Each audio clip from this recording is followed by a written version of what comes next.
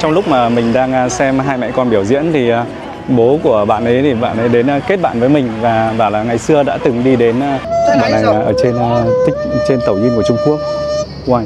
你们好，你们好，我是外国人，我问一下外国人，越南人，我cứ nghĩ rằng là mình không có tiền để đi ăn cơm cơ, thế là ông ấy còn rút ra một cái tờ tiền mặt 50 tệ, có nghĩa là tương đương với khoảng 180.000 để tặng cho Linh và bảo là mời Linh ăn cơm. Đó, quý vị khán giả có thể thấy không?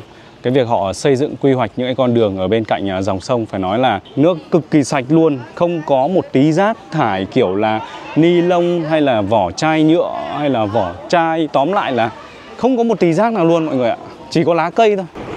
Đây, những cái con tàu nó nhỏ nhỏ như này thôi, và đây gọi là tàu công cộng. Đó, đẹp chưa? Xinh xắn chưa? Đây, đẹp chưa?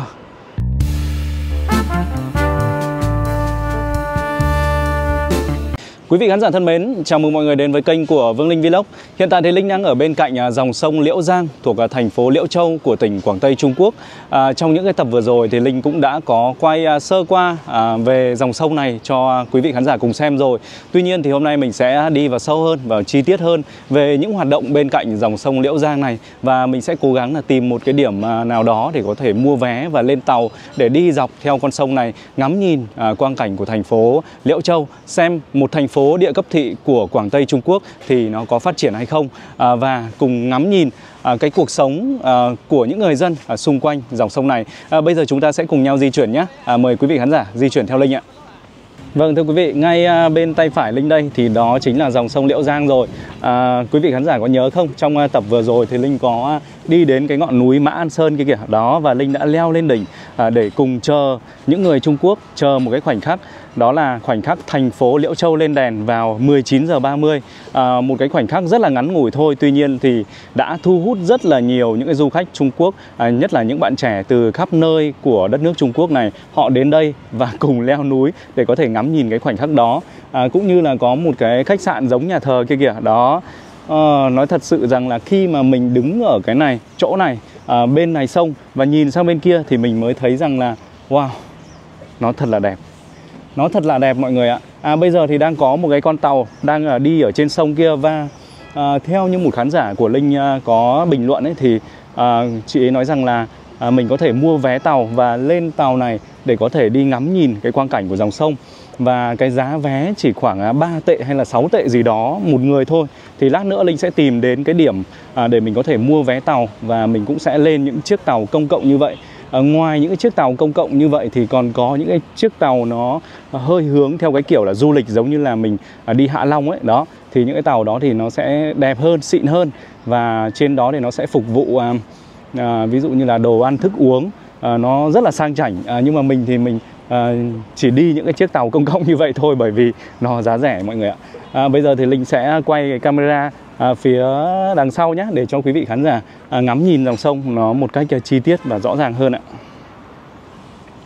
Đó, thì Linh đang ở bên này sông. Hôm trước thì Linh cũng đã đi qua cái cây cầu trên kia và nhìn từ bên trên xuống rồi. Đây này. Đây. Dòng sông này nó rất là rộng. Đó, cho nên là cái camera của Linh thì nó chỉ có khả năng là quay được, zoom hết cỡ nó cũng chỉ như vậy thôi. Kia thì chính là cái tòa nhà khách sạn mà mình bảo là giống nhà thờ đây. Còn bên kia là ngọn núi Mã An Sơn đây, một ngọn núi mà có thể là ngắm nhìn toàn cảnh thành phố Liễu Châu. Nó không phải là quá cao đâu, leo từ dưới lên thì chỉ khoảng 20 phút thôi. Hôm nọ Linh đã đo một cách rất là chi tiết. Bây giờ mới khoảng 4 giờ buổi chiều, cho nên là ở bên cạnh bờ sông này thì cũng chưa có quá nhiều người đâu. Linh đã thấy một số những bạn trẻ người ta cầm những chiếc máy ảnh, hay là những cái nhóm bạn người ta cũng đến đây bắt đầu để chụp ảnh rồi. Chỉ khoảng 1 tiếng nữa thôi, 5 giờ, 6 giờ gì đó thì chắc chắn là sẽ còn đông hơn rất là nhiều. Đó, Việt Nam hay là Trung Quốc cũng vậy thôi, thì đi đâu cũng có những người có những cái đam mê là câu cá. Ở bên kia thì càng nhiều, bên kia sông ấy, hôm nọ Linh đi qua thì Linh đã thấy rất là nhiều người rồi. Bây giờ mình sẽ bước dọc theo chỗ này nhé. Xong rồi thì là Linh sẽ cũng lại lên cầu, và sau đó thì mình sẽ qua bên kia. Bởi vì là có khả năng cao ấy là Linh nghĩ rằng là cái chỗ để mình có thể mua vé là cái chỗ kia kìa. Đó, để mà có thể đi những cái chiếc tàu công cộng ấy. Nó như kiểu là xe buýt công cộng ấy, cho nên là nó giá rẻ thôi. Đấy này, đây có một cái nhóm những bạn trẻ ngồi đây, và một lát nữa thôi thì họ cũng sẽ ra những cái khu vực gần gần đây để chụp ảnh. Bây giờ vẫn còn hơi nắng cho nên là người ta cũng sợ đen ấy. Và mùa này là mùa đẹp nhất của Liễu Châu, khi mà những cái bông hoa ban đang nở rộ đây này. Đó, bên này còn ít, ở bên kia sông mới là nhiều. Lát nữa Linh qua thì mọi người sẽ thấy thôi. Đấy, ở trên kia lại cũng có một cái nhóm bạn khác cũng đang chụp ảnh kìa. Các bạn ở đây cao lắm. Và nhìn như vậy thôi nhưng mà đa phần họ đều là khách du lịch đấy. Họ đều là khách du lịch là chính thôi. Ui, giữa trời nắng nóng như vậy mà có một người đàn ông đang bơi một mình ở ngay giữa sông kìa. Không biết là đàn ông hay là đàn bà nữa. Lại tiếp tục đi lên trên này nhé. Ở bên này thôi thì cũng có cái điểm để mua vé. Bởi vì là cái con tàu này nó mới xuất phát ở trên này thôi. Không biết là cái tàu này thì nó sẽ, có nghĩa là khoảng mấy giờ thì nó đóng cửa, hay là buổi tối nó vẫn chạy trên những cái dòng sông này. Buổi tối thì Linh thấy rất là nhiều những cái tàu đẹp luôn đấy, tàu sang xịn luôn đấy, nó đi trên cái con sông này. Còn ban ngày như cái thời điểm hiện tại thì chỉ thấy những chiếc xe buýt, tàu công cộng như vậy thôi. Đây cho mọi người xem cái dòng sông ngay bên cạnh khu dân cư thôi, nhưng mà nó sạch như vậy thưa quý vị. Sạch sẽ kinh khủng luôn. Không có rác một tí nào luôn, sợ thật đấy. Mà nó ngay cạnh khu dân cư nhé. Và Linh còn không hiểu là họ xả thải thì như thế nào luôn đấy. Không biết là họ sẽ xử lý cái gọi là rác thải như thế nào, mà ở đây thì người dân vẫn còn đang tắm lội và bằng mắt thường là mình không thấy một tí rác nào luôn. Đó là sự thực luôn. Ở đây lại có một số những chỗ để những người dân người ta có thể ngồi. Đây, ở đây là có một nơi để mình có thể mua vé lên tàu rồi. Và ở ngay đối diện bên này thì bên kia cũng như vậy. Có nghĩa là kể cả hai bên thì đều có thể là mua vé để có thể lên tàu này và di chuyển.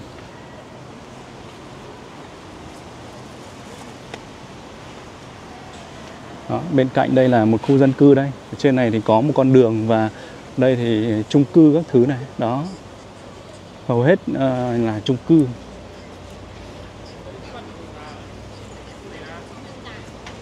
Tí nữa có thể là mình sẽ mua vé ở đây, sau đó thì lên tàu thôi. Chỗ này thì chắc chắn là chỗ lên tàu rồi đấy, nhưng mà không hiểu là vé là mua ở cái đoạn nào, hay là tí nữa có cái người kiểu như là mua vé trực tiếp ngay trên tàu. Cũng có thể là như vậy. Bây giờ khi mà không thể xuống được thì họ đã khóa vào rồi này. Họ đã khóa vào.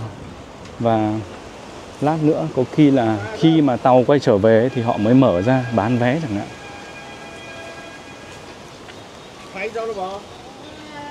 Đó. Ở đây những người đang bơi ở đây hầu hết là người già. Con người già thật. Đó, trên này cũng vậy đây. Mọi người sẽ thấy là hầu hết là những người đã lớn tuổi rồi cơ, chứ không phải người trẻ đâu. Các ông bà, có người thì câu cá, có người thì tắm bơi lội. Người Trung Quốc này người ta cũng rất là chú ý trong cái vấn đề giữ gìn sức khỏe. Từ cái việc là uống nước thì họ uống nước ấm thôi. Đó. Còn Việt Nam chúng ta thì quen uống nước lạnh hơn, nhất là thanh niên ấy. Nhưng mà người Trung Quốc thì họ sẽ chủ yếu là sử dụng nước ấm và không có đá. Gọi là hiếm khi nào mà uống nước mà chúng ta sẽ gọi là có những cái viên đá để mà giống như bên Việt Nam lắm. Đấy. Khi mà đi đến đây chúng ta lại thấy một cái quang cảnh ở bên này cũng rất là đẹp nhỉ. Đẹp thật đấy. Ở đây mình còn thấy những cái gọi là thỉnh thoảng ấy có những cái dòng nước nó chảy từ trên Người ta thực ra đây là nó nhân tạo thôi, nhưng mà nó rất là đẹp, nó nhìn như là tự nhiên luôn. Nhưng mà tại sao mà khi mà Linh bước đến đây rồi thì là nước nó lại cạn đi? Có nghĩa là nó tạo thành những cái con thác nhân tạo ấy, từ trên núi kia nó đổ xuống. Nhưng mà khi mà Linh ở xa thì Linh nhìn thấy, nhưng mà vào gần ấy thì có vẻ như là nó theo từng đợt. Nó theo từng đợt. Đây chính là một cái kiểu tàu công cộng này. Đó. Có một cái khán giả khác bình luận trên kênh của Linh rằng là khi mà đi tàu ở trên dòng sông Liễu Giang này thì nhìn nó còn đẹp hơn là dòng sông Châu Giang ở Quảng Châu. Hôm nọ Linh có quay. Đó, thì về cơ bản ấy là mình thấy cũng đúng thật. Bởi vì là ở đây thì người ta có những cái loại cây kiểu hoa ban này nó nở đúng cái mùa này, cho nên là quang cảnh ở hai bên nó cực kỳ là đẹp mắt luôn. Và những cái ngọn núi nhá, những cái ngọn núi ở đây thì đa phần là nó cũng thấp thấp thôi. Và họ đều làm những cái gọi là những cái bậc thang để lên trên đỉnh núi. Và có những cái điểm để chúng ta có thể ngắm nhìn thành phố. Nó rất là hay ở những cái như vậy. Còn người già ai cũng câu cá, tắm. Linh sẽ bước tiếp.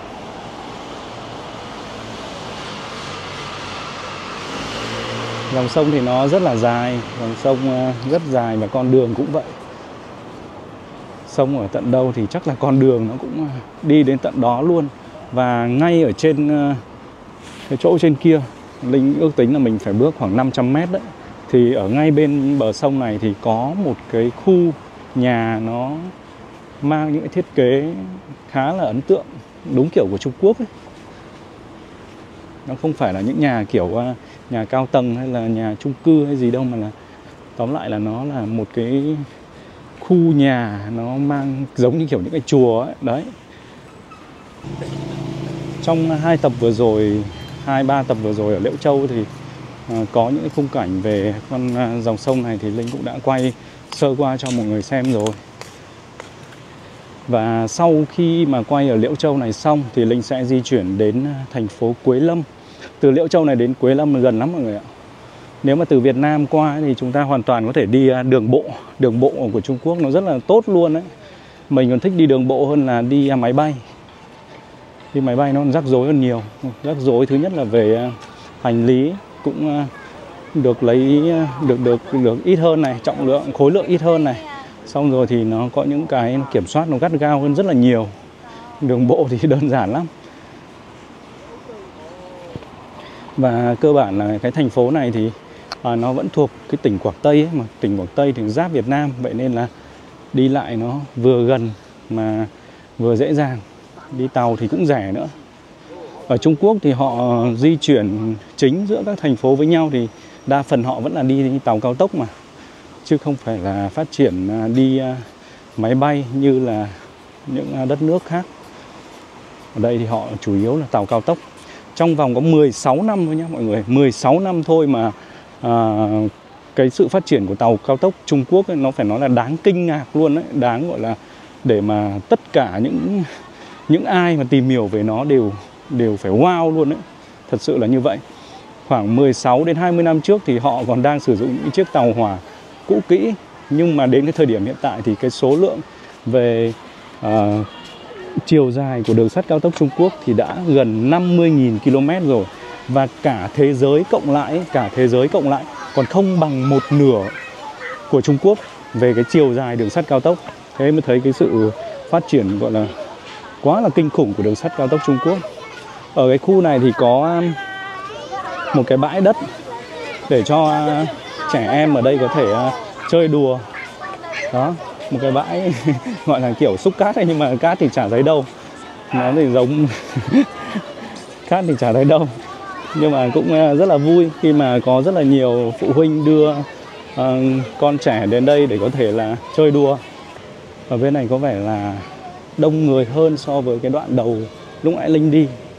Có lẽ là tại vì ở đây thì nó gần những cái chung cư hơn, cho nên là tập trung nhiều gia đình hơn. Còn trên kia là những cái khu mà liên quan đến là làm việc, công ty các thứ.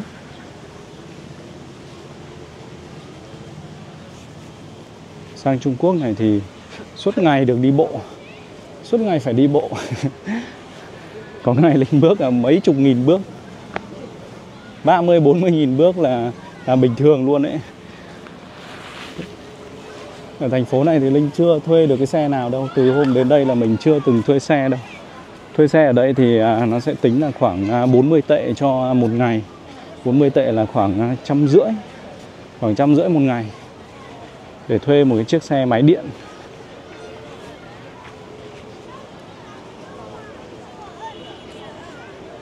Đấy, chỗ này là một cái nơi để mọi người có thể đứng chụp hình, cũng rất là đẹp.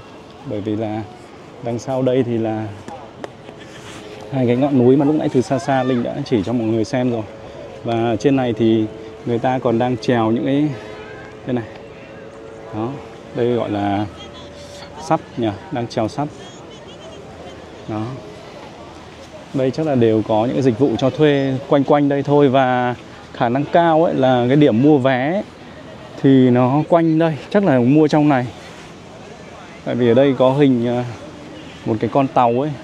Hóa ra là ở trên này nó có một cái điểm để những người dân có thể lên đấy và có thể đứng từ trên cao và ngắm nhìn dòng sông, cũng như là có thể chụp hình.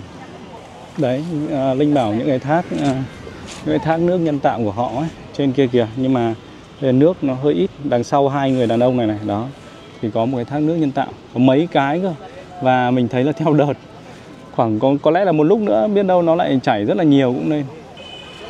Cái khu nhà mà Linh bảo là ấn tượng lúc nãy ở xa xa kìa, thì nó kia, bên kia. Ở đây thì đúng là hơi khó nhìn, hơi khó nhìn mọi người. Dòng sông này có cái chiều rộng rộng đấy, rất là rộng đấy. Không phải là kiểu hẹp hẹp đâu. Và không biết là có sâu không, chắc là cũng sâu luôn. Cái này phải cỡ tầm xem nào, chắc khoảng 500-600 mét về chiều rộng của lòng sông Liễu Giang ở cái khu vực này. Trên này lại là một cái bãi vui chơi cho trẻ em này. Họ làm cái lan can ở ngoài kia đấy, cho nên là trẻ con có thể vừa xuống đây chơi mà nó vẫn an toàn. Đó, có lan can riêng thôi. Và bây giờ có lẽ là Linh sẽ bước hướng ngược lại về đằng sau, hướng ngược lại về đằng sau. Bởi vì là dọc con đường thì nó cũng như thế thôi. Khả năng cao là mình muốn là mình sẽ lại lên cầu và sang bên kia của cây cầu để ngắm nhìn thành phố từ bên kia thêm một chút nữa.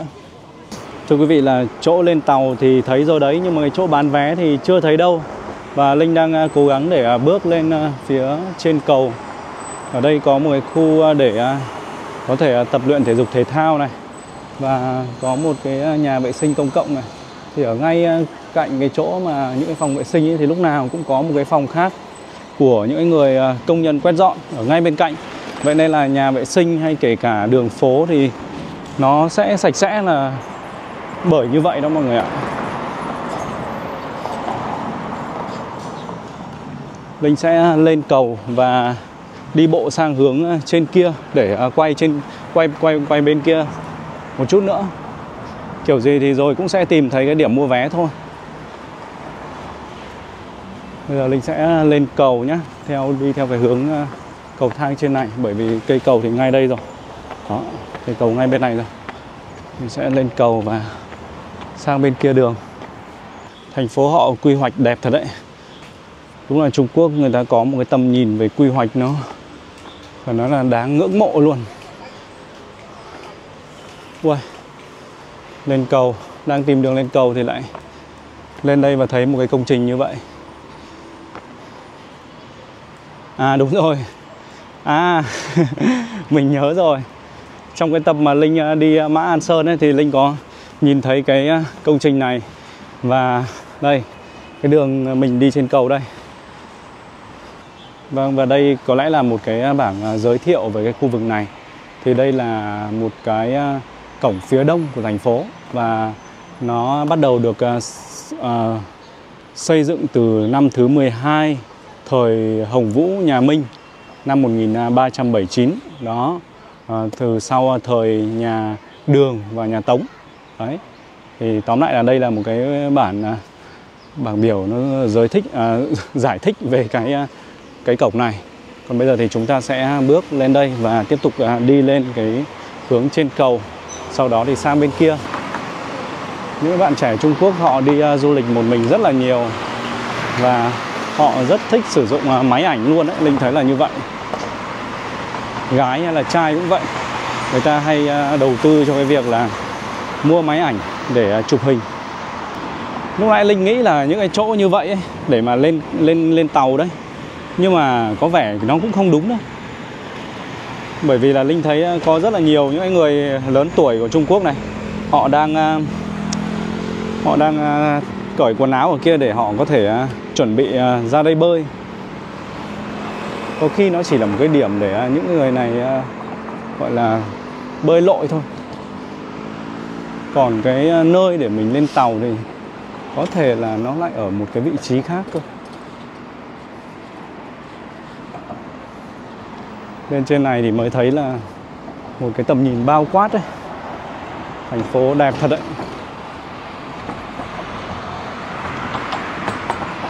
Dù có đi qua thêm bao nhiêu lần nữa thôi thì nó vẫn thật sự là rất là ấn tượng. Lại đến những cái chỗ cây hoa ban nở rộ. Và rất là nhiều những bạn trẻ đang đứng ở phía trước để có thể chụp hình với con đường dưới này. Lát nữa thôi thì Linh cũng sẽ phải chụp những cái tấm hình với con đường dưới này. Không ai chụp cho mình thì đành phải tự chụp thôi.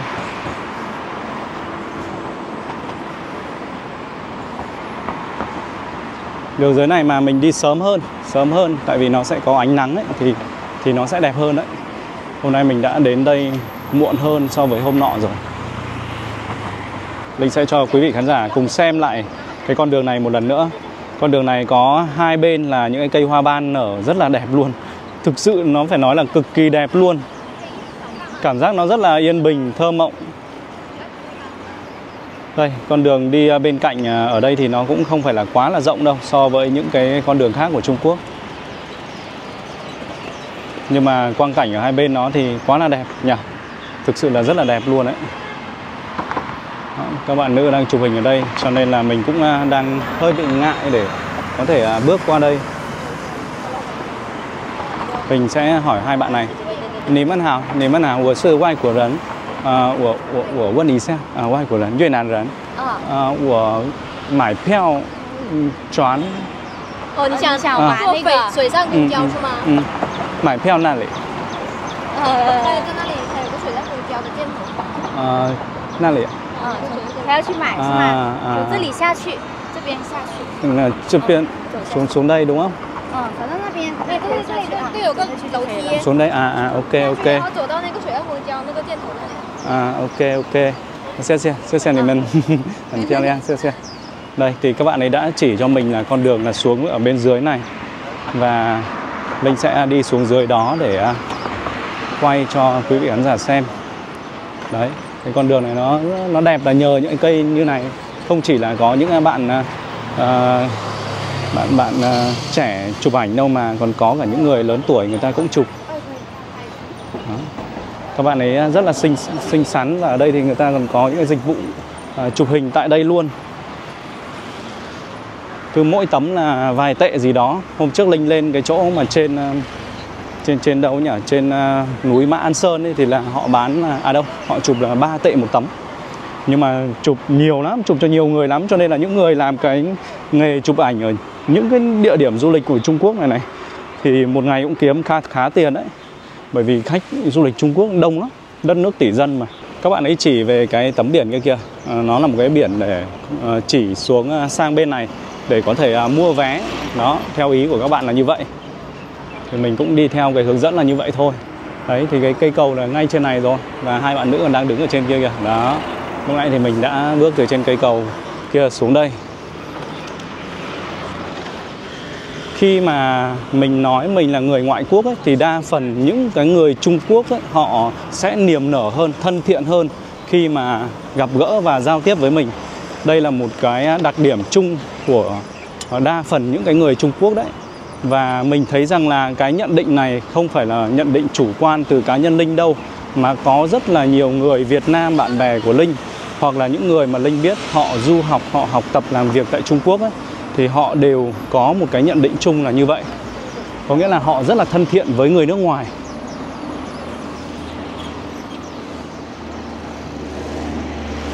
Đây, cái chỗ mà mình có thể mua vé tàu hoặc là xuống tàu là chỗ này này. Nhưng mà không biết là có đúng không cơ. Thì các bạn hình như là cũng chưa từng đi tàu này đâu. Các bạn này cũng rất là trẻ và cũng khả năng cao là có thể cũng chỉ là những cái vị khách du lịch từ một cái thành phố nào khác, từ một cái địa điểm nào của Trung Quốc, cũng mới đến đây thôi. Mình cảm giác như là không phải là người địa phương, bởi vì người địa phương thì những cái cảnh điểm như vậy thì có lẽ họ đã chụp từ lâu rồi. Đây, cái tấm biển đây.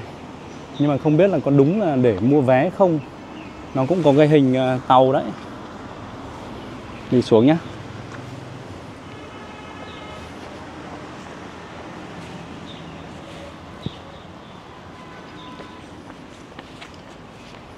Không có ai như vậy thì khả năng cao là cũng không đúng đâu thưa quý vị, là như vậy.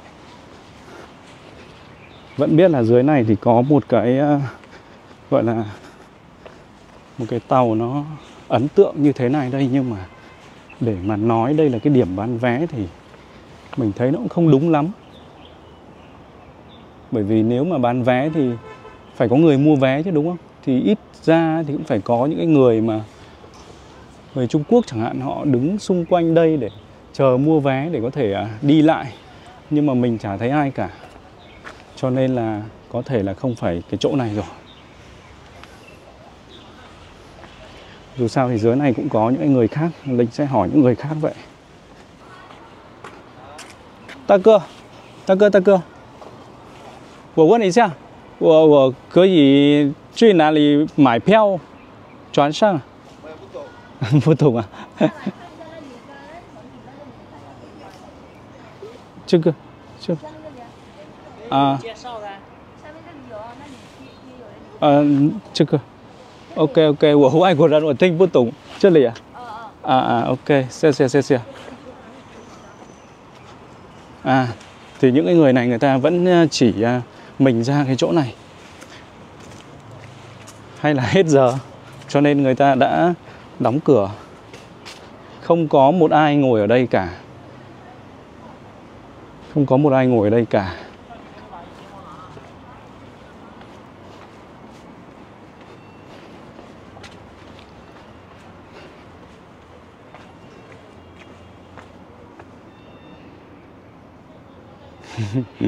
Có lẽ là chắc là phải chờ tàu về xong rồi thì là mới bắt đầu có người lên đây bán vé. Hoặc là giờ này người ta đã đóng cửa rồi, không nhận khách nữa. Linh lại quay trở về với bên phía này cầu của trung tâm thành phố rồi, và đang đi dọc theo con đường ở bên cạnh dòng sông Liễu Giang. Trong lúc mình tìm cái nơi để có thể xuống tàu, một cái nơi khác xuống tàu, thì cho quý vị khán giả xem quang cảnh của một số những cái căn nhà ở bên dọc con sông này. Đó. Đây là một cửa hàng người ta bán hoặc là cho thuê những cái chiếc xe máy điện.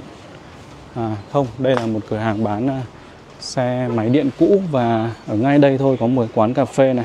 Mình thấy có nhiều người trẻ họ đang ngồi đây, kiểu phong cách là ngồi uống cà phê, uống trà giống như là ở bên Việt Nam. Giống như ở bên Việt Nam.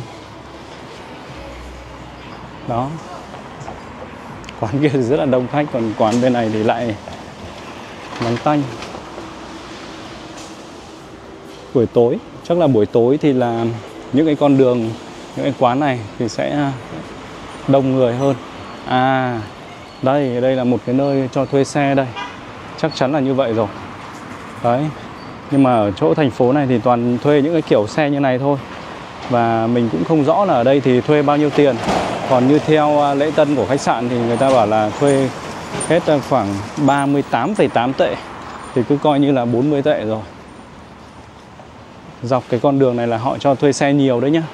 Bởi vì họ cũng biết là cái nhu cầu của những người đến đây chơi và rất là muốn đi dọc theo cái con đường này ấy. Đó. những cái chiếc xe nó kiểu hơi nữ tính một chút đây này. Đó. Và có gắn cả những cái kẹp điện thoại ở trên xe luôn.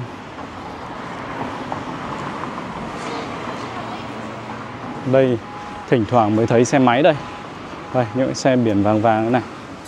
Mà trên này là một cái cửa hàng về xe máy thì phải, hoặc là cũng là cho thuê xe hay là thế nào đó. Đây là một nơi sửa xe. Đây thì chắc là cho thuê xe này. Đấy, xe máy. Ở thành phố này thì nhìn cái chỗ này mọi người thấy xe người ta để buồn cười không? Một cái thì để như này, xong rồi những cái khác thì để như này.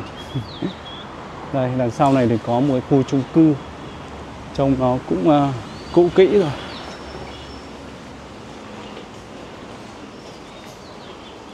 Có thể là những cái chiếc ô tô này là người ta cho thuê đấy, mình đoán như vậy.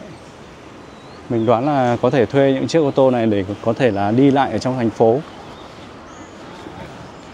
Tiếc là mình không có bằng lái xe quốc tế cho nên là không thể thuê được. Chứ còn những cái xe đấy thuê thì mình nghĩ là cũng không quá đắt đâu. Bởi vì là cái tiền mua cái xe đó thì cũng không hề đắt. Cái xe nhỏ nhỏ mà mọi người nhìn thấy ấy, nó chỉ khoảng vài chục triệu thôi, đổi ra tiền Việt Nam ấy. Hôm nay Linh đã bắt đầu quay là từ cái khu vực này đây.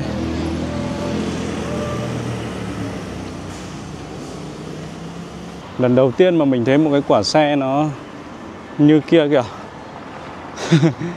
Một cái xe nhỏ nhỏ 3 bánh trông buồn cười kinh. Trông buồn cười thật đấy. Trông cái thiết kế nó rất là kiểu hài hước, giống như một cái máy bay nhỏ nhỏ, máy bay đồ chơi ấy.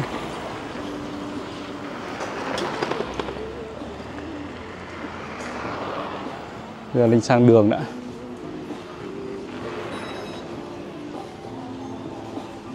Cái xe này người ta dùng để chở hàng hay sao. Một cái xe của cái người đàn ông này chuyên đi sửa cái gì đó. Đây những cái xe này là những cái xe cho thuê đây. Chắc chắn là như vậy rồi. Buổi tối thì họ sẽ mang một số những cái sản phẩm ra đây để bán, hoặc là livestream bán hàng trực tiếp ở đây. Đấy, cái phong cách này thì mình đã thấy nhiều ở những cái thành phố của Trung Quốc rồi.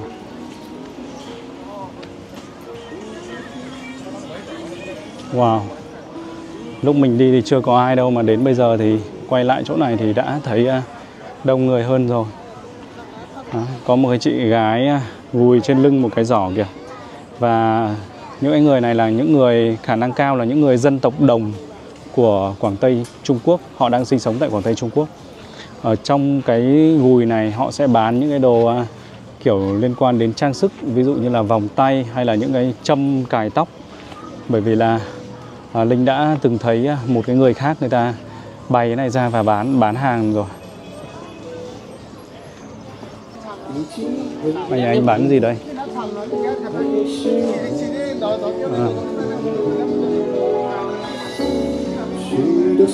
Hát. Các bạn trẻ ở đây cũng rất là thích hát hò. Họ mang những cái loa này, rồi là mic này, xong rồi thì là đi đến những cái khu vực địa điểm đẹp của cái thành phố họ đang sống ấy. Sau đó là họ cứ hát vậy thôi. Hát một cách rất là vô tư hồn nhiên như vậy.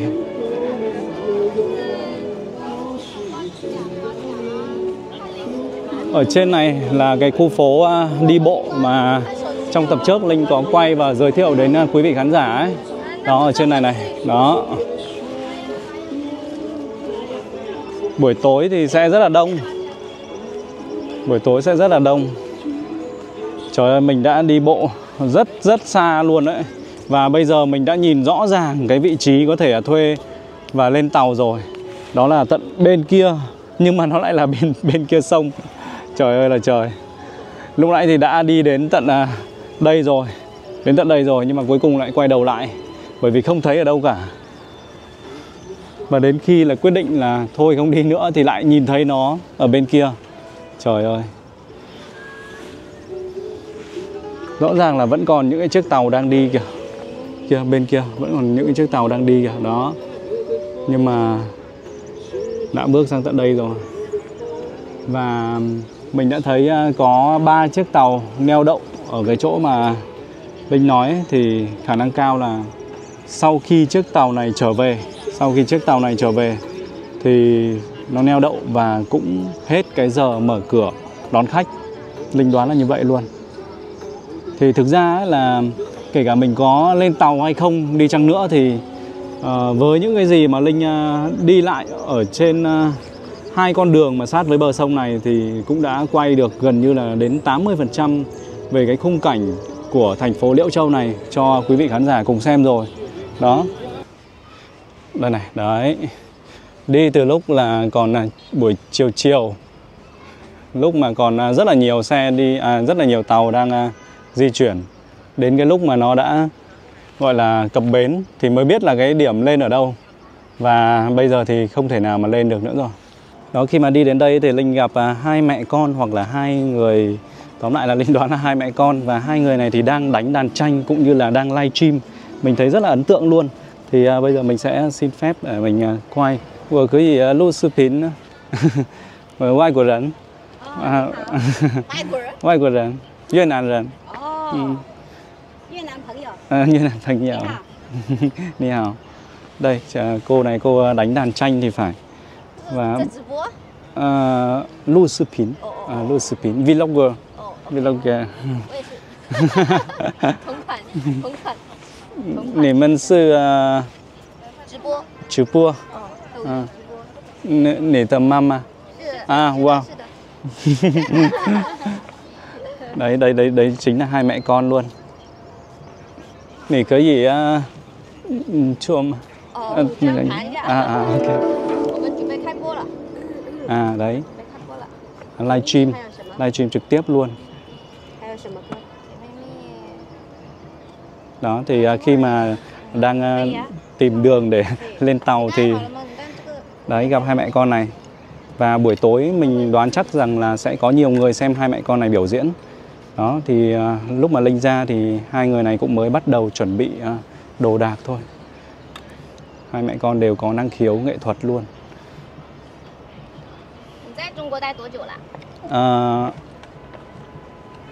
2天。2天。那你的中文就是之前已经就学了？不是，我过来才学的。旅行。你旅行？旅行。全国？是全球？说错了。我不懂，说一点点。你好。越南的不是？越南，Việt Nam. Việt Nam, ôi. Đấy, papa. Đấy, thế là một gia đình luôn. Một gia đình đang ngồi ở đây và livestream. Đấy, xem 2 mẹ con biểu diễn. Ăn cân. Xe. Ui, người ta livestream chuyên nghiệp nhỉ. Từ máy móc này, đó, trên màn hình sẽ có hiển thị chứ họ không live bằng hay quá. Họ live bằng một cái máy y như máy của Linh luôn. Đó. Bằng một cái máy của Linh luôn, cộng với là gọi là đánh đèn này, 3 cái đèn xung quanh. Wow. Hay thật. Cái này là mình phải học hỏi này. Cái cách live này hay quá. Đó. Sẽ live hết bằng máy này. Bây giờ thì mình đang chờ mọi người chuẩn bị để đánh đàn tranh. Linh vừa đề nghị bạn ấy là sẽ đánh đàn tranh. Wow, chuyên nghiệp chưa? Wow, chuyên nghiệp ghê. Đó. Và còn có những cái máy móc phụ trợ, ví dụ như là những cái máy này này. Đấy. Đây là những cái máy để hỗ trợ về âm nhạc. Ngoài ra thì còn có thể thổi sáo nữa. Có cả một cây sáo ở đây nữa.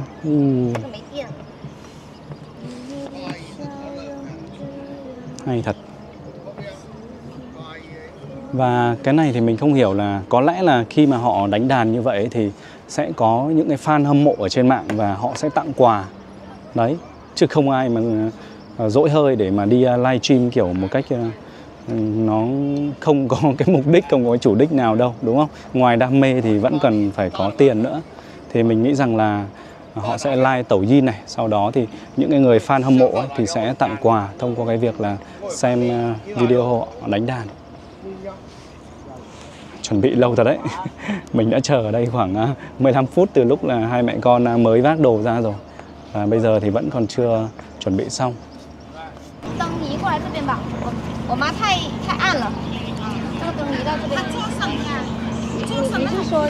Một gia đình luôn, bố mẹ con hỗ trợ nhau livestream. 是这样吗？对着这个头在这里是吗？ Đây là cái điều ấn tượng nhất khi mà đến với dòng sông Liễu Giang này của Linh trong ngày hôm nay.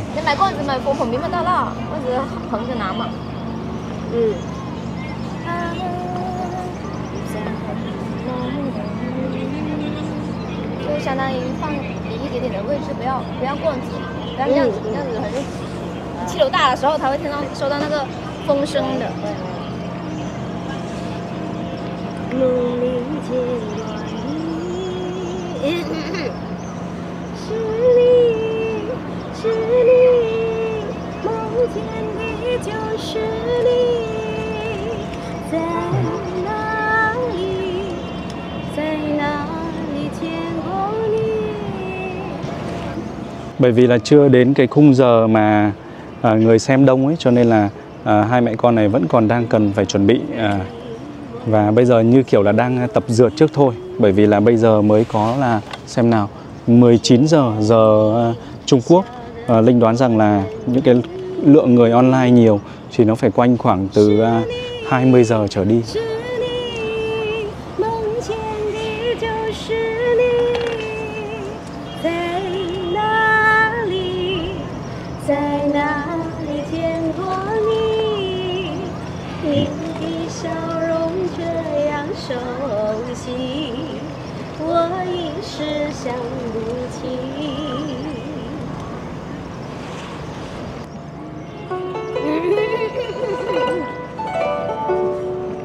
Ui, hay quá.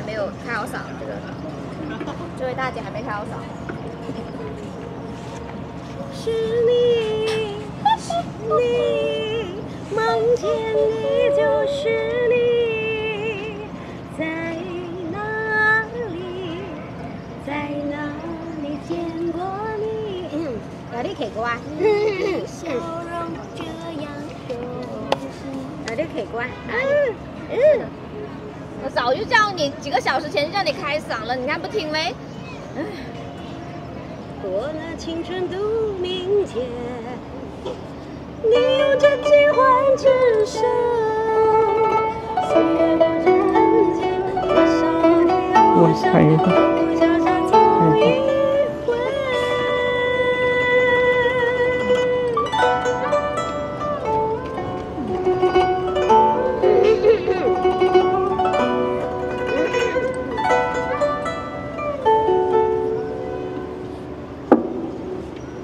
Ui, rất hào thinh.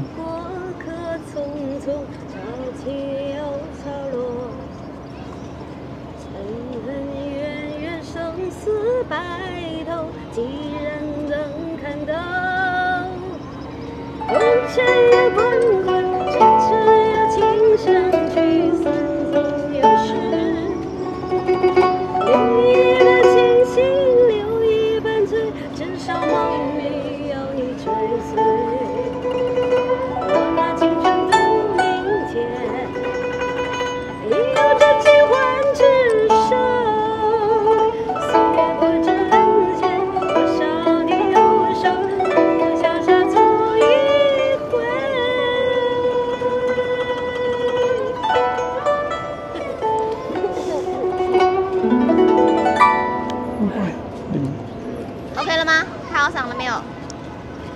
这位女士，这位女士，开好嗓了吗？请问啊 ，OK 啊，来了哦，开播了。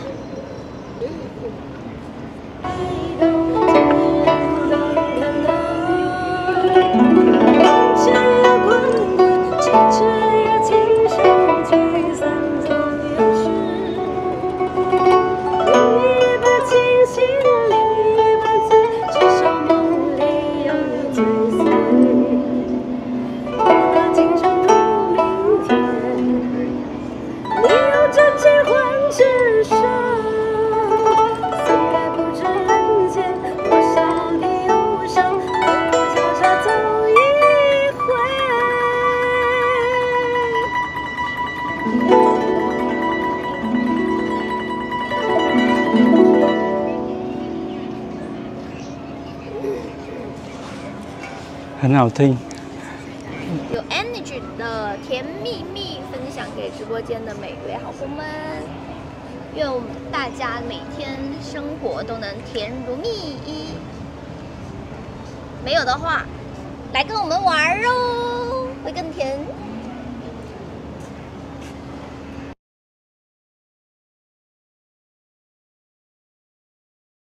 你哋到嘅沒有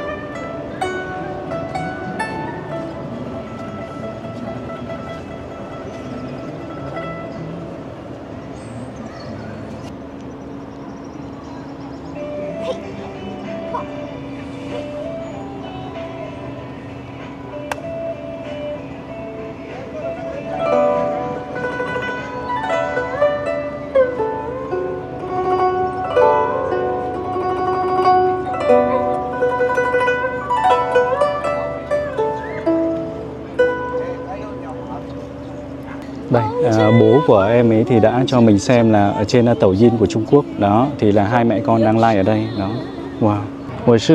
我叫王林，王林。哪个王？王林，叫名字叫王林。你是这个王？王王。是这个王吗？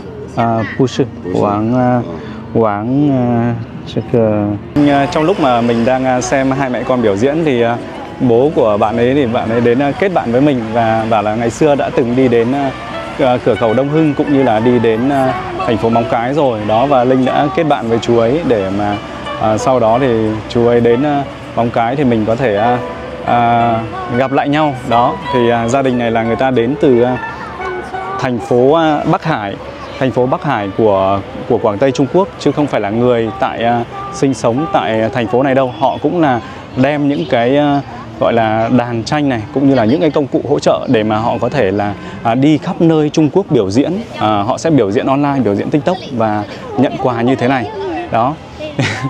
Rất là hay luôn.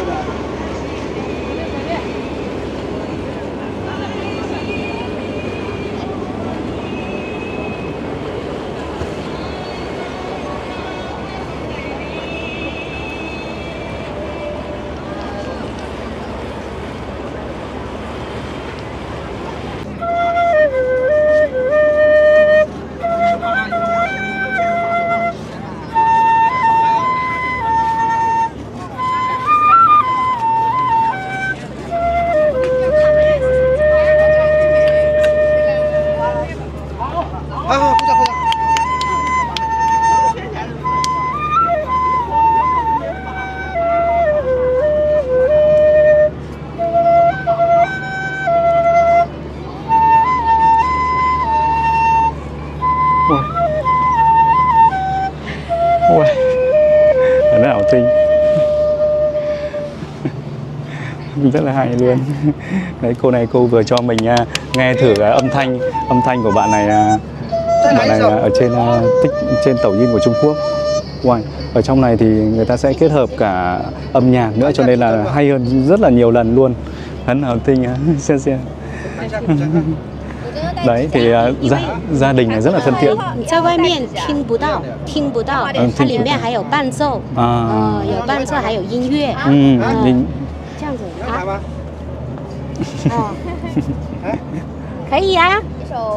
然后你们去哪？可能去张家界。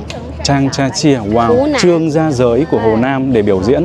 Đó, gia đình này thì chúng北海chúng来. Đó, từ thành phố Bắc Hải đến đây. Đó. 然后我们是旅播。我也是旅行，我博主。在越南。好的。谢谢你们，很好听。 Đó, gia đình này là người ta kiếm sống bằng cái nghề là đi livestream trực tiếp như này luôn đấy mọi người ạ. Thực sự là rất là ấn tượng. Thực sự là ấn tượng khi mà rất là nhiều những cái người dân của Trung Quốc ở khu vực này khi mà đến đây thì họ cũng phải dừng lại để xem gia đình này biểu diễn. Quá là hay, quá là ấn tượng luôn. Đó, thưa quý vị, là buổi tối thì sẽ có những con tàu mà chở khách du lịch thưởng ngoạn trên dòng sông Liễu Giang như này đây. Có 4 con tàu, 5 con tàu liền đang ở trên cùng một dòng sông. Đó. Ban ngày thì là mình sẽ đi những cái tàu công cộng, còn những cái tàu du lịch này thì cái giá vé nó sẽ đắt hơn, và hình như là khoảng 300 tệ cho một người, chắc là nó cũng tùy tàu thôi. Còn cái đi tàu công cộng đấy chỉ có 3 tệ thôi, 3 tệ hoặc là 6 tệ. Mặc dù Linh chưa đi nhưng mà Linh thấy có khán giả Liễu Châu bình luận cho Linh là như vậy. Đó. Thì đây là một trong những trải nghiệm khi mà đi du lịch tại Liễu Châu mà mọi người có thể thưởng thức. Và những cái tour đến Liễu Châu ấy thì đều có một cái hành trình là lên tàu và đi dọc theo con sông này. Đấy. Thì quý vị khán giả nếu mà có nhu cầu mà đến Liễu Châu ấy, thì mọi người có thể nhắn tin cho Linh, bình luận hay là nhắn tin ở trên Zalo của Linh. Linh sẽ để trên màn hình, cũng như là đi đến những thành phố khác của Trung Quốc thì cũng vậy thôi. Đấy. Đó, thưa quý vị, không thể nào mà bỏ lỡ cái trải nghiệm là đi tàu trên dòng sông Liễu Giang này được. Vậy nên là Linh đã quyết định là ngày hôm qua không đi được, và hôm nay Linh đã phải quay trở lại để có thể mua vé tàu và đi dọc theo con sông. Mặc dù là Linh cũng đã gần như là đi bộ ở cả hai bên dòng sông này rồi, gần như là cũng cả cái quãng đường mà con tàu này chạy rồi, nhưng mà thôi, dù sao thì mình cũng xác định là đến đây chắc trong cuộc đời nó cũng chỉ 1-2 lần thôi. Vậy nên là đang ở đây thì thôi, chấp nhận là bỏ thêm một chút thời gian nữa, cho nên là không thể bỏ lỡ được. Đó, bây giờ thì gần lắm rồi, hôm nay thì chắc chắn là lên được tàu rồi đây. Ngày hôm qua đi tìm mãi, cuối cùng khi mà lúc mình nhìn thấy cái nơi có thể mua vé thì là cái lúc người ta đã đóng cửa. Thế nó khổ không cơ chứ. Đó, quý vị khán giả có thể thấy không, cái việc họ xây dựng quy hoạch những cái con đường ở bên cạnh dòng sông phải nói là rất là đẹp luôn. Nó không chỉ đơn điệu là một cái đường bằng phẳng, mà nó có bậc thang lên, bậc thang xuống, và từ chỗ này chỗ kia, rồi thì là những khóm cây, những cái khóm cây hoa, từ những cái bụi tre cho đến là rất là nhiều thứ, những cái tiểu cảnh nó nho nhỏ thôi, nhưng mà đã tạo nên một cái hình ảnh dòng sông bên bờ dòng sông cực kỳ đẹp mắt luôn. Đó, và ở đây thì còn có những người trẻ họ đang ngồi câu cá ở bên này. Đó, và cây cầu xa xa ngoài kia chính là cây cầu mà Linh đã phải đi bộ đi qua đó. Đó là cây cầu Văn Huệ. Đấy, những cái tiểu cảnh, những cái rất là nhỏ nhỏ thôi ở bên cạnh với dòng sông thì nó đã tạo nên những cái điểm nhấn gọi là du lịch rồi, chứ cũng không cần thiết phải đi đâu xa cả. Đó, rất là đẹp luôn đấy. Đây, ngay bên kia thôi thì chính là cái trung tâm thành phố đây.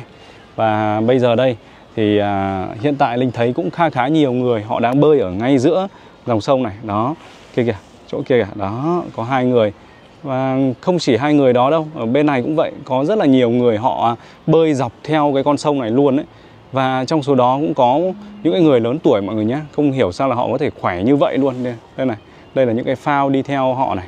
Đó, có rất là nhiều điểm cái phao nổi ấy, để họ có thể là bơi ở giữa dòng, xong rồi thì nếu mệt họ có thể dừng chân ở đó, họ có thể ngồi ở đó giống như kiểu là đi tắm biển ấy. Thôi bây giờ thì Linh sẽ tiếp tục di chuyển bước lên trên này. Đấy, những cái con đường ở bên cạnh Dòng sông nó như thế này đấy mọi người ạ. Trên này thì có những người lớn tuổi họ cũng đang nhảy múa. Đó. Bước dọc lên bên trên này thì Linh thấy là ở phía trước còn có rất là nhiều những cái người già nữa cơ.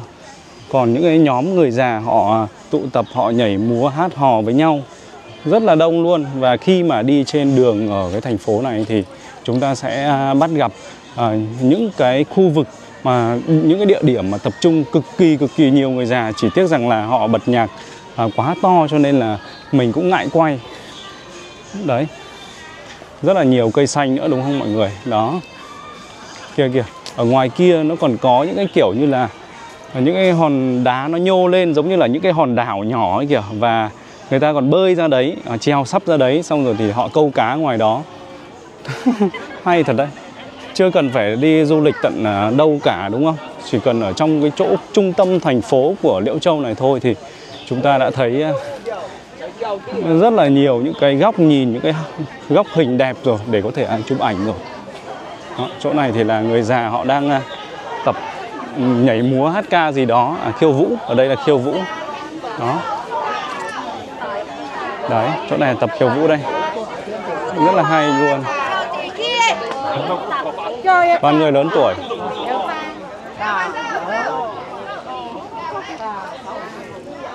Đấy, đây này, người ta trèo sắp ra đây này. Đó. Nước cực kỳ sạch luôn, không có một tí rác thải kiểu là ni lông hay là vỏ chai nhựa hay là vỏ chai. Tóm lại là không có một tí rác nào luôn mọi người ạ. Chỉ có lá cây thôi. Thực sự luôn, chỉ có lá cây là rác thôi. Còn lại là không có một cái gì khác. Đây, cho quý vị xem nhé. Linh nói cực kỳ nó thực tế luôn đây này. Cùng lắm là chỉ có lá cây thôi. Hay thật đấy, ra đấy cứ ngồi câu cá thích quá. Đó, 2 cây cầu này. Linh đi bộ rất là xa rồi đấy. Kia rồi. Ở kia thì chính là cái điểm là chúng ta có thể mua vé tàu đây. Đấy, có những cái đoàn khách người ta cũng đã lên rồi này. Không biết là mình có kịp để mua vé lên cái tàu này không? Linh nghĩ chắc là không rồi. Có thể là Linh phải chờ đến cái lượt tiếp theo rồi. Đoàn này toàn những người trẻ thôi. Và có thể là họ cũng chỉ là những cái nhóm người 2-3 người gì đấy thôi, chứ không phải là chung một đoàn với nhau. Những người trẻ từ những nơi khác của Trung Quốc đến du lịch vậy thôi. Đấy, mãi mới tìm được cái chỗ mua vé. Hôm qua thì mình thấy cái chỗ đầu trên kia, nhưng mà chỗ kia người ta đóng cửa rồi. Đi hảo. 我可以买票哪里？上船付款的，不用买票的。付款，我外国人。我外国人。上船以后才付款的。不用。上船。lên tàu. 上船以后你去排队就行了。谢谢。Có nghĩa là lên tàu xong rồi thì là mới mua vé thì phải. Trời ơi, tiếng Trung nó kém quá vậy nên là. Nhưng mà Linh đoán là như vậy đấy. Linh đoán là như vậy. Không thì Linh sẽ thử hỏi những cái người trẻ hơn.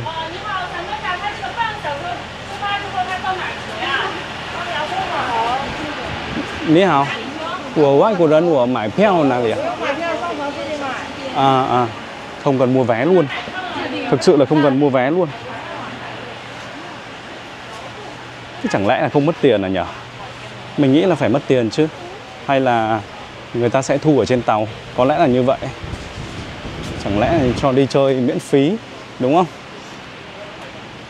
Chắc là mua vé trên tàu là đúng rồi. Thưa quý vị là bây giờ đã có thể đi vào bên trong rồi đây. Nó sẽ có một cái máy quét ở đây. Đó.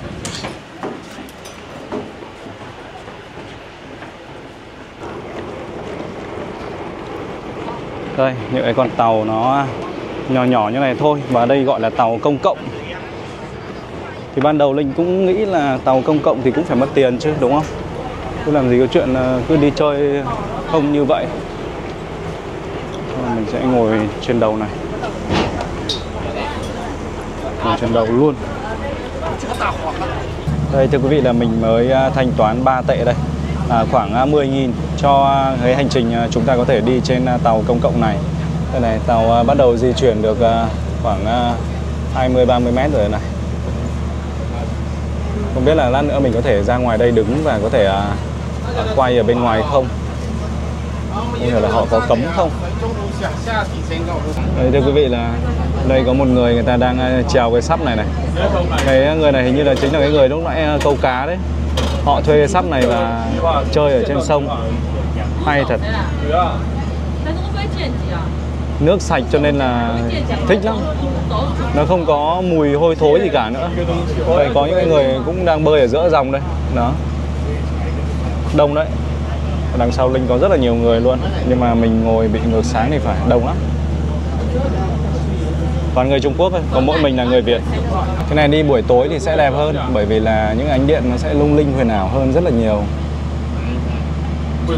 Đấy, lúc nãy Linh đã đi qua những con đường ở đây đây, đi bộ. Cả hai hôm nay đều như vậy. Đi bộ rất là nhiều luôn. Hôm nay Linh đã đi gần 10.000 bước rồi.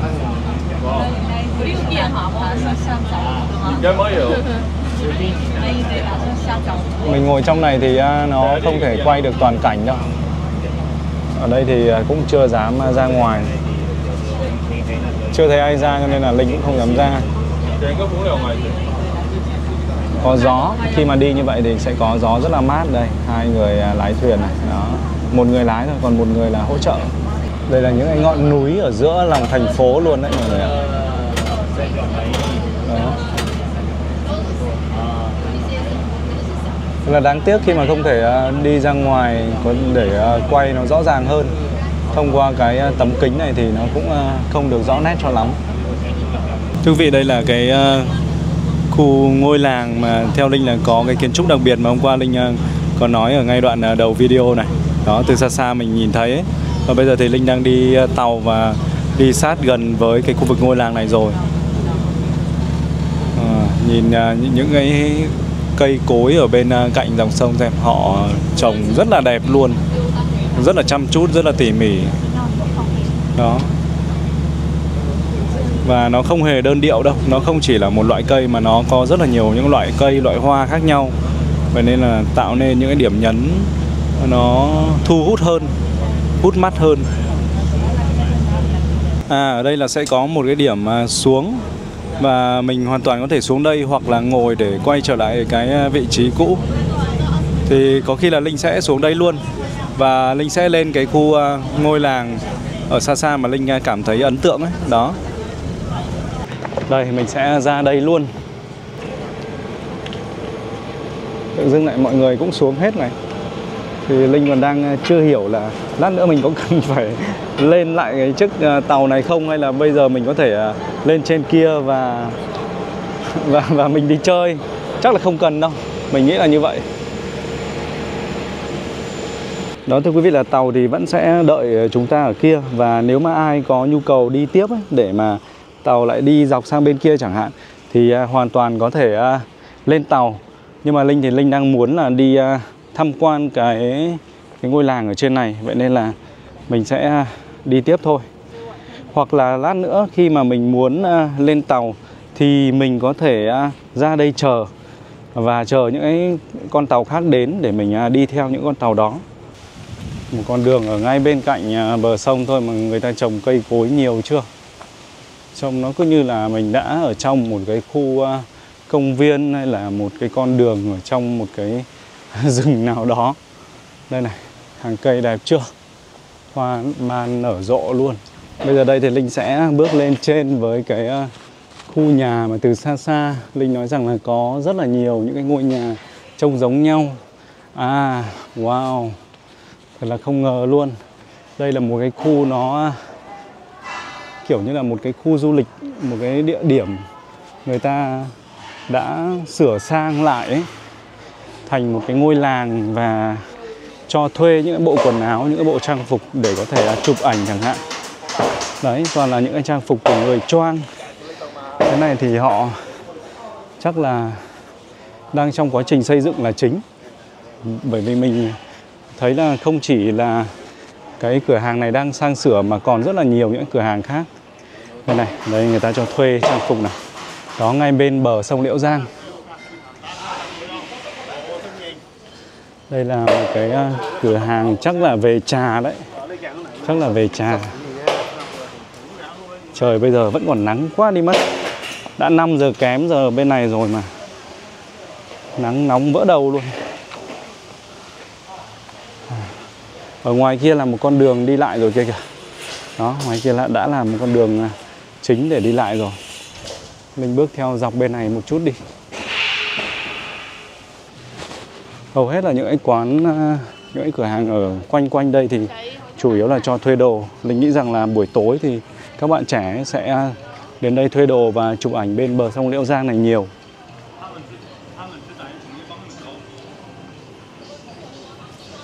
Toàn những bộ trang phục rất là đẹp thôi.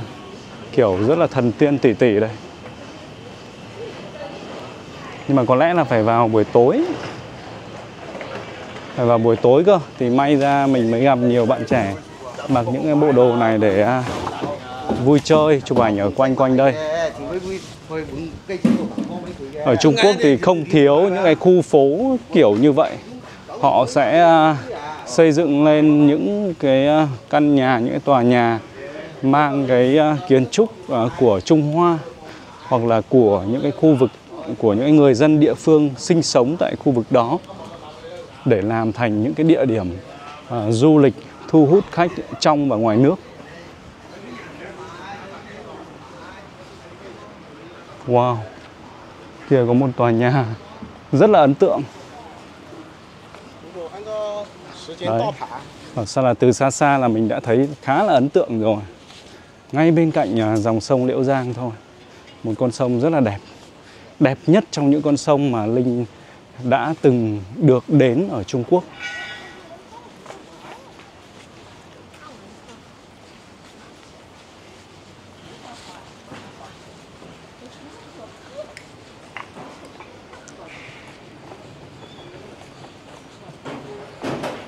Phố này buổi tối là vui đấy. Phố này thì chỉ cách trung tâm thành phố một cây cầu thôi. Cây cầu Văn Huệ, cây cầu Hồng Hồng mà Linh đã đi bộ qua. Rất là đẹp luôn.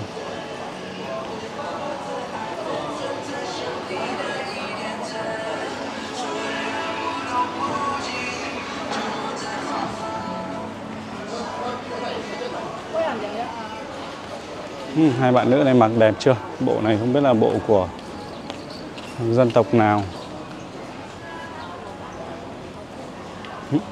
Đây lại hai mỹ nữ rồi. Đúng là hai mỹ nữ đấy. Ui, các cô gái mặc đồ người Choang à, đúng không nhỉ? À đâu, người Miêu. Người Miêu. Người Miêu, người Mông ấy. Linh thấy khu này là cũng hay đấy mọi người ạ. Nếu mà du lịch thì không nên bỏ qua những cái khu như vậy. Rất là ấn tượng luôn. Chúng ta có thể thuê những cái bộ trang phục, nhất là các bạn gái hoặc là các chị em ấy, thì tóm lại là có thể thuê những cái trang phục và chụp ảnh ở khu này cực kỳ đẹp luôn. Hoặc là ra gần với bên bờ sông ấy, đó. Rất đẹp luôn. Và có cực kỳ nhiều những cái bộ trang phục đủ kiểu luôn để cho thuê tại đây. Thông thường ấy thì Linh thấy là tiền thuê nó không quá là đắt đâu. Trước Linh cũng từng đi Vân Nam và Linh thấy rằng là nó quanh khoảng trăm mấy cho đến 200.000 thì phải. Ui, bên này người ta chụp rất nhiều và có rất là nhiều những cái góc hình đẹp để có thể là chúng ta ở đây và chụp hình. Đó, đẹp chưa? Xinh xắn chưa? Xinh lắm. Cái này không biết là công trình tên là gì nhỉ? Đấy, người ta thì cũng lên trên chơi như vậy đây. Tầng 1 thì rất là hiện đại luôn. Lên đến tầng 2 thì lại kiểu rất là truyền thống. Thưa quý vị, để mà lên tầng ấy thì chúng ta sẽ mua vé thôi là lên được. Bây giờ thì hình như là không có ai mua vé cả, có mỗi Linh. Vé là 10 tệ. 10 tệ thì chỉ có 36.000 thôi là chúng ta đã có thể lên đây để tham quan rồi.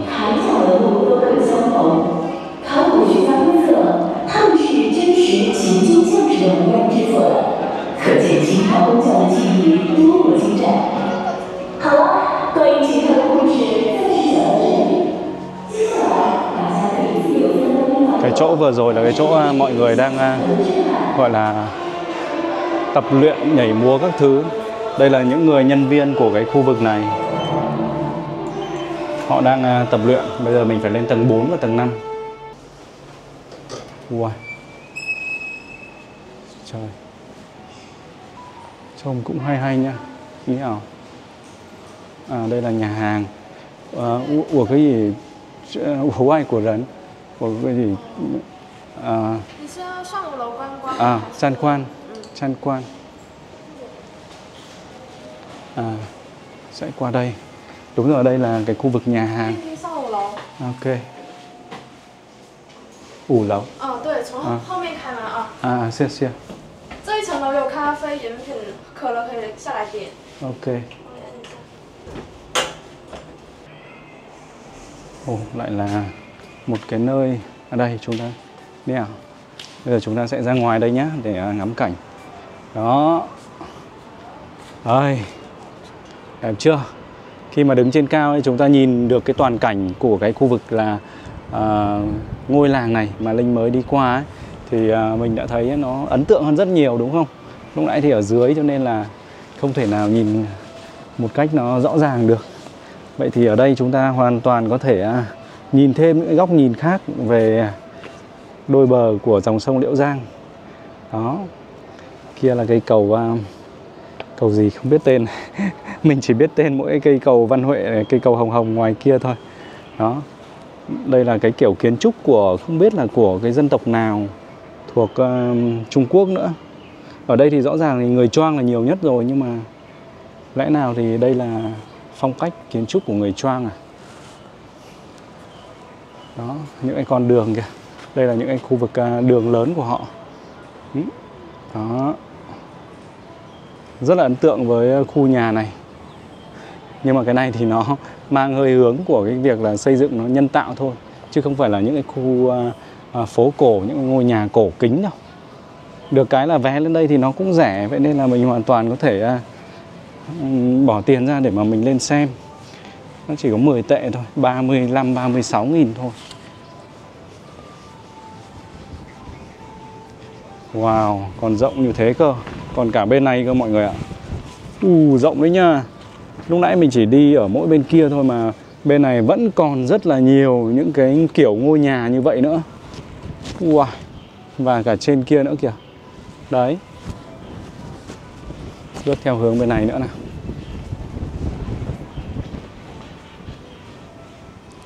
Lên đây chụp hình với cái background đằng sau thì là đã rất là tuyệt vời rồi đúng không? Đấy. Ngay đây thôi thì cũng còn rất là nhiều những cái ngôi nhà khác nữa, và nó còn dài dài đến tận trên kia. Vâng thưa quý vị, vừa rồi thì Linh đã có một hành trình đi dọc bên bờ sông Liễu Giang. Sau đó thì mãi đến tận ngày hôm sau Linh mới có thể tìm được đường lên tàu và chia sẻ những hình ảnh gần gũi, chân thực nhất của hai bên bờ dòng sông đến quý vị khán giả. Chúng ta đã thấy những con đường, những công trình, những cái tòa nhà ở bên cạnh bờ sông, hay là chúng ta đã thấy wow, một dòng sông ở ngay giữa trung tâm thành phố thôi, nhưng mà thực sự là rất là sạch sẽ. Và phải nói là cái ý thức giữ gìn vệ sinh môi trường, giữ gìn vệ sinh công cộng của họ thực sự là rất là tốt. Cũng như là cái việc là họ quy hoạch, họ xây dựng những cái tiểu cảnh, hay là họ chăm chút rất là tỉ mỉ cho những cái cho những cái cây xanh, hay là những cái công trình ở bên cạnh bờ sông, để tạo nên một cái địa điểm du lịch ngay ở trong trung tâm thành phố thôi, chứ không cần phải đi đâu quá xa nữa. Đó. Và đây sẽ là một cái địa điểm Linh nghĩ rằng là không nên bỏ lỡ khi mà quý vị khán giả có cơ hội đến với thành phố Liễu Châu thuộc Quảng Tây Trung Quốc này, hoặc là mọi người có thể xem online du lịch theo Linh. Đó. Linh đến hiện tại vẫn còn rất ấn tượng với gia đình đến từ Bắc Hải tối hôm qua Linh gặp. Đó là một cái gia đình với người con rất là xinh đẹp. Thực sự phải nói là bạn ấy rất là xinh đẹp, và là cái người Trung Quốc, bạn nữ đầu tiên mà Linh thấy rằng là xinh nhất trong những người mà Linh từng gặp tại Trung Quốc đến thời điểm hiện tại. Đó. Và lại còn rất là tài năng nữa, đánh đàn tranh rất là hay. Đánh đàn tranh phải nói là rất hay luôn. Đó.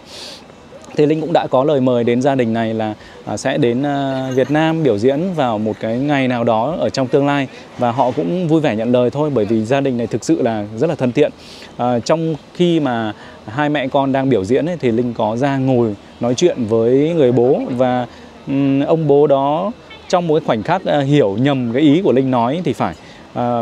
Cứ nghĩ rằng là mình không có tiền để đi ăn cơm cơ. Thế là ông ấy còn rút ra một cái tờ tiền mặt 50 tệ, có nghĩa là tương đương với khoảng 180.000 để tặng cho Linh và bảo là mời Linh ăn cơm. Đó, mình thực sự là rất là bất ngờ về cái sự nhiệt tình cũng như là thân thiện của gia đình này. Đó, và hiện tại thì Linh đã có thông tin của gia đình này rồi, và cũng mong rằng là trong tương lai thì sẽ gặp những cái người này ở Việt Nam, và Linh sẽ quay cái đó để chia sẻ đến quý vị khán giả cùng xem. Và trong những tập tới thì Linh vẫn sẽ đăng những cái gì liên quan đến thành phố Liễu Châu này. Sau đó thì Linh lại di chuyển đến thành phố Quế Lâm của Quảng Tây Trung Quốc. Thì rất là cảm ơn quý vị khán giả đã luôn đồng hành, đã luôn ủng hộ, đã luôn theo dõi Linh trong những tập phát sóng vừa rồi. Linh sẽ còn đi tiếp và quay thêm những hình ảnh khác để chia sẻ đến quý vị khán giả. Và bây giờ thì Linh xin phép được kết thúc video này tại đây. Xin chào và hẹn gặp lại ạ.